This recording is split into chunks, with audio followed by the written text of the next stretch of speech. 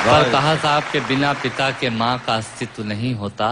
किसी ने शेर कहा कि पक्के फल पेड़ों से रिश्ता तोड़ जाते हैं और अपाहिज बाप हो जाए तो बेटे छोड़ जाते हैं।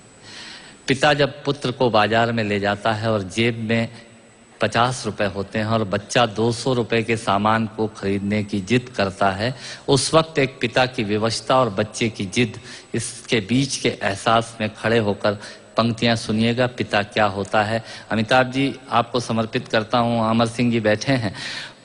पिता जीवन है, संबल है, शक्ति है। पिता सृष्टि के निर्माण की अभिव्यक्ति है। पिता अंगुली पकड़े बच्चे का सहारा है।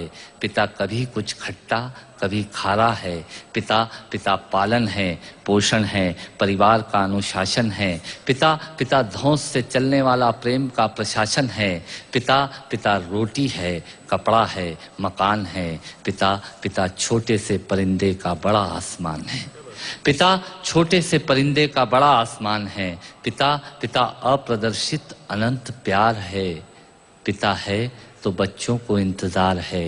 पिता से ही बच्चों के ढेर सारे सपने हैं। पिता है तो बाजार के सब खिलौने अपने हैं।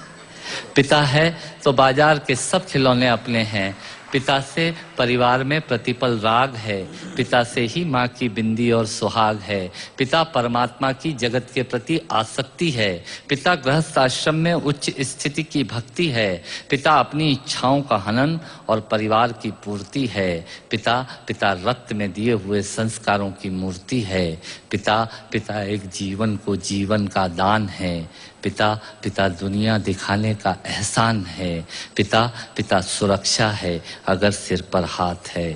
पिता नहीं तो बचपन अनाथ है। पिता नहीं तो बचपन अनाथ है।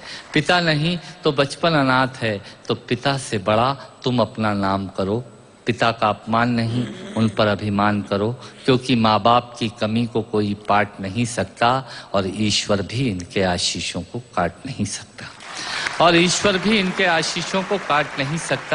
विश्व में किसी भी देवता का स्थान दूजा है। माँ बाप की सेवा ही सबसे बड़ी पूजा है। विश्व में किसी भी तीर्थ की यात्राएं व्यर्थ हैं यदि बेटे के होते माँ बाप असमर्थ हैं।